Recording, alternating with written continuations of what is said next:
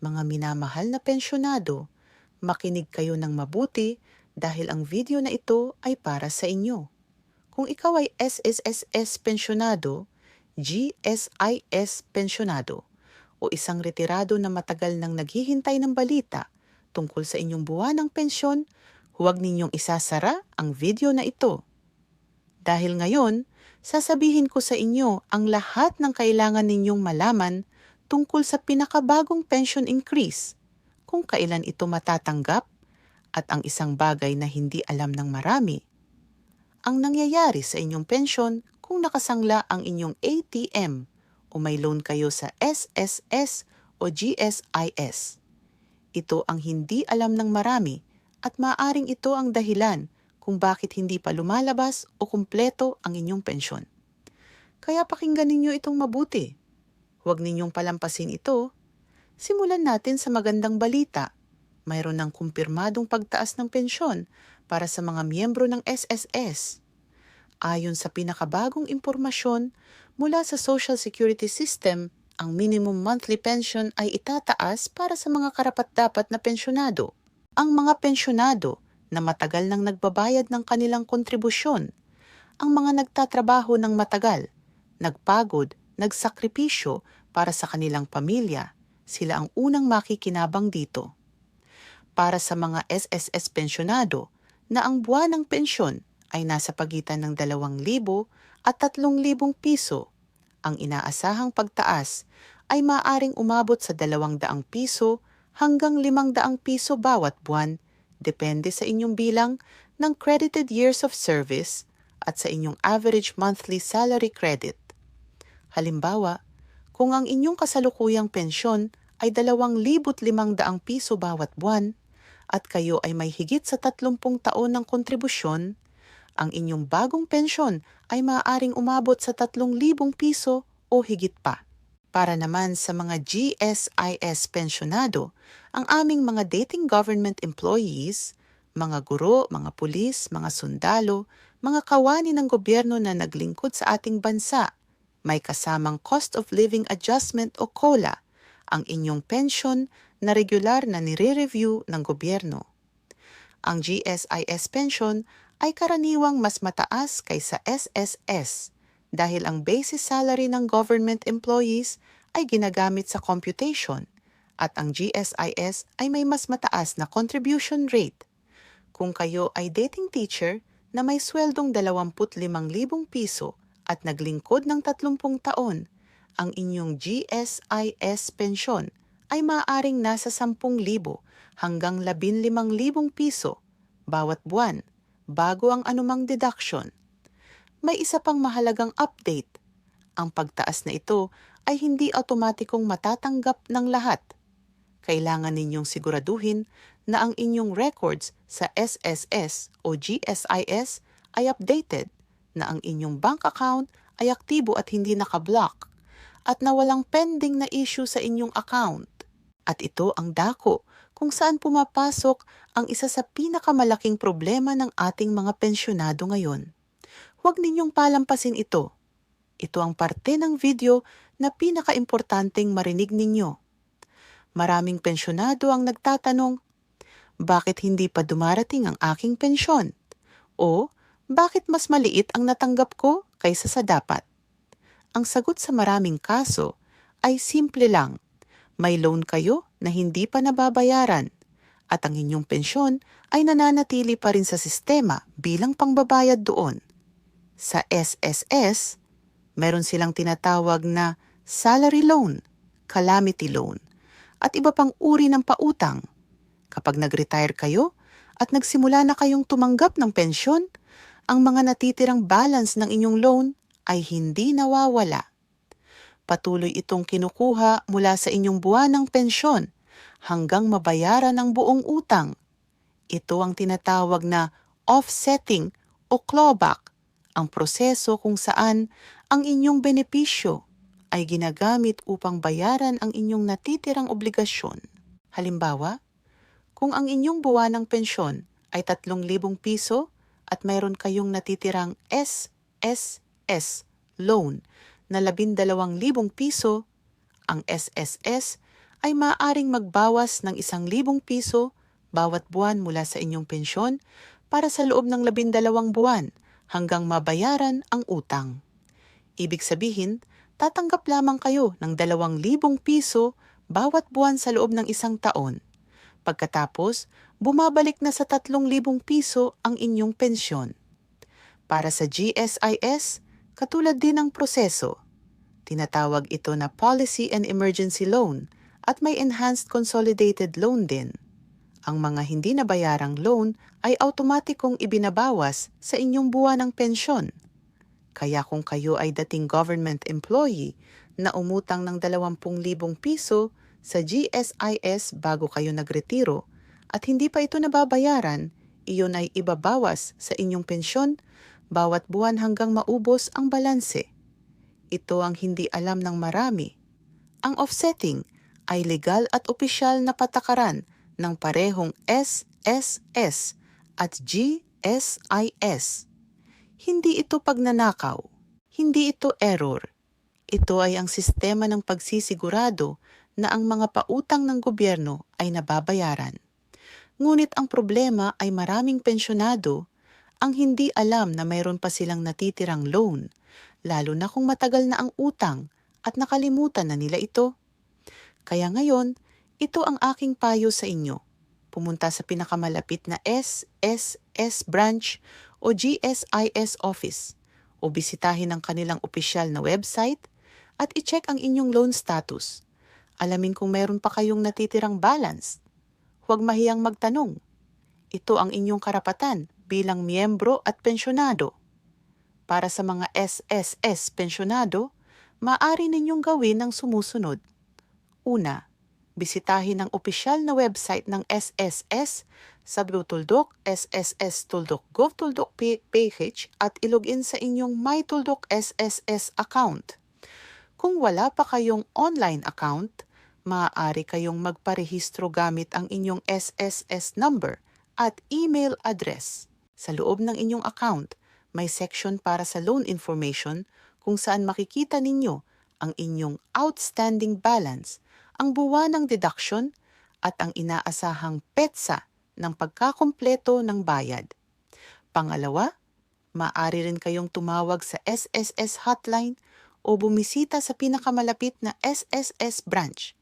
Dalhin ninyo ang inyong SSS card o UMID card at isang valid ID. Huwag kayong mahiyang humingi ng tulong mula sa mga kawani doon. Sila ay naroroon para tulungan kayo. Para sa mga GSIS pensyonado, bisitahin ang www.tuldokgsis.tuldok.gov.ph at ilogin sa inyong GSIS eCard Plus account. Makikita rin ninyo doon ang inyong loan details, ang deduction schedule, at ang inyong net pension amount. Maaari rin kayong pumunta sa pinakamalapit na GSIS, Service Center o Regional Office. May isa pang mahalagang update. Ang GSIS ay may programa na tinatawag na Loan Restructuring Program o LRP, kung saan maaari ninyong i-restructure ang inyong mga natitirang utang sa mas maayos na payment terms.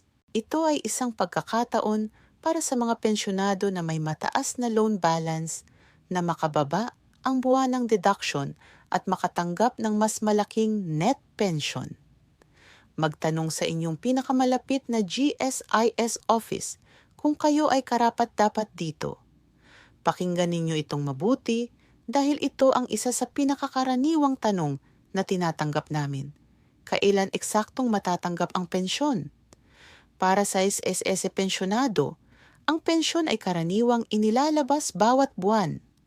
Ang eksaktong petsa ay nakasalalay sa inyong last digit ng SSS number o sa inyong napiling araw ng release. Kung ang inyong pensyon ay direktang idinedeposito sa inyong bangko o sa inyong pension card, karaniwan, itong dumadating sa unang 10 araw ng buwan. Ngunit tandaan, kung may loan deduction, makikita ninyo ito bago pa man ang deposito at ang net amount na lang ang darating sa inyong account. Para sa GSIS pensyonado, ang pensyon ay inilalabas bawat ika-15 at katapusan ng buwan. Para sa mga pensyonado na sumasalop sa GSIS eCard Plus, Ang eksaktong schedule ay maaaring mag-iba depende sa inyong uri ng pensyon, old age pension, disability pension, o survivorship pension. Makipag-ugnayan sa GSIS para malaman ang eksaktong petsa para sa inyong account. Ito ang hindi alam ng marami kung nagpalit kayo ng bangko o nagbukas ng bagong account nang hindi inaabisuhan ng SSS o GSIS. Maaaring maantala o mawala ang inyong pensyon. Siguraduhing updated ang inyong banking information sa SSS o GSIS sa lahat ng oras. Huwag ninyong palampasin ang bahaging ito. Napakahalaga nito.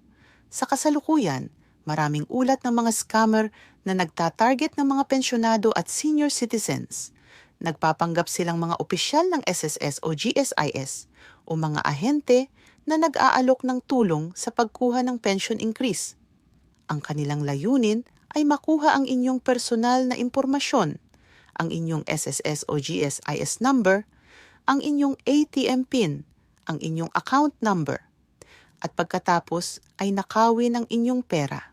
Tandaan ninyong mabuti, ang SSS at GSIS ay hindi magpapadala ng mga text message na hihilingin ang inyong PIN o password. Hindi sila tatawag sa inyong telepono at hihilingin ang inyong personal na impormasyon. Hindi sila magpapadala ng mga ahente sa inyong bahay na hihilingin ang inyong ATM card. Kung may tumawag, nag-text o pumunta sa inyong bahay at nagpapanggap na SSS o GSIS official, huwag silang pagkatiwalaan. Huwag ibigay ang inyong ATM card, PIN o anumang personal na impormasyon. I-report ka agad sa SSS, GSIS o sa inyong lokal na pulisya. Ang inyong pensyon ay inyong karapatan. Huwag hayaang magnakaw ng sino man ang inyong pinagsikapan sa buong buhay ninyo. Ito ang mga hakbang na maaari ninyong gawin ngayon para masiguro na makukuha ninyo ang inyong buwanang pensyon ng buo at walang problema. Una, i-check ang inyong loan balance sa SSS o GSIS ngayon din. Kung mayroon kayong natitirang utang, alamin ang eksaktong halaga at ang buwanang deduction. Planuhin kung paano ninyong haharapin ito sa inyong buwanang gastos. Pangalawa, siguraduhing aktibo at hindi nakablock ang inyong bank account o pension card. Kung ang inyong ATM card ay nawala, nasira o expired na, pumunta ka agad sa inyong bangko o sa SSS o GSIS para papalitan ito. Huwag hayaang maantala ang inyong pensyon dahil lang sa isang simpleng card issue. Pangatlo, i-update ang inyong contact information sa SSS o GSIS. Ang inyong kasalukuyang address, telepono number, at email address ay dapat nasa records nila para maabisuhan kayo ng anumang importanteng pagbabago sa inyong account. Pang-apat, kung kayo ay may kapamilya o tagapag-alaga na tumutulong sa inyo, siguraduhing maayos ang inyong beneficiary records sa SSS o GSIS. Ito ay para masiguro na kung may mangyari sa inyo, ang inyong mga mahal sa buhay ay makatatanggap ng mga naaangkop na benepisyo. Panlima, huwag kailanman ibigay ang inyong ATM card o PIN sa kahit sino, kahit sa mga kamag-anak, kahit sa mga tinatyansa ninyong mapagkakatiwalaan. Ang inyong pension account ay para sa inyo at sa inyo lamang. Mga minamahal na kababayang pensyonado, gusto ko lang sabihin sa inyo, kayo ay hindi nalimutan. Ang bawat pisong pumasok sa inyong pensyon ay bunga ng inyong pawis, ng inyong pagod, ng inyong mga taon ng pagtatrabaho at paglilingkod. Kayo ay nagbayad ng inyong kontribusyon ng tapat. Kayo ay naglingkod ng buong puso. At ngayon, oras na para makuha ninyo ang inyong nararapat. Hindi madali ang maging pensyonado sa ating bansa. Marami sa inyo ang nakakaalam ng paghihirap, ng mahabang pila sa opisina, ng nakalilitong papeles, ng mga pagkakataong pakiramdam ninyo ay hindi kayo naririnig. Ngunit nandito kami at patuloy kaming magbibigay ng tamang impormasyon para matulungan kayo na makuha ang lahat ng benepisyong para sa inyo. Ang inyong pensyon ay hindi isang regalo. Ito ay inyong karapatan. Itinayo ang SSS at GSIS para pangalagaan kayo pagkatapos ng inyong matagumpay na buhay ng pagtrabaho. Huwag kayong mag-atubiling ipaglaban ito. Kung nakatulong sa inyo ang video na ito, isang simpleng bagay lang ang aming hihilingin sa inyo.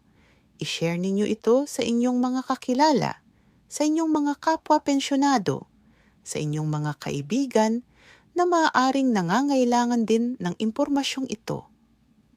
Marami sa ating mga kababayan ang hindi pa nakakaalam ng mga bagay na tinalakay natin ngayon. Ang loan offsetting, ang pension increase, ang mga scam warning, ang loan restructuring. Ang pagbabahagi ng video na ito ay isang paraan ng pagtulong sa inyong kapwa. I-click din po ang subscribe button at ang notification bell para lagi kayong makaalam ng pinakabagong balita tungkol sa SSS, GSIS, at lahat ng benepisyo na para sa ating mga pensyonado at senior citizens. Libreng-libre at siguradong makakatulong sa inyo. At sa lahat ng aming mga mahal na pensyonado na nanonood ngayon, maraming salamat sa inyong tiwala. Ingatan ninyo ang inyong kalusugan. Alagaan ninyo ang inyong sarili. At laging tandaan, kayo ay minamahal.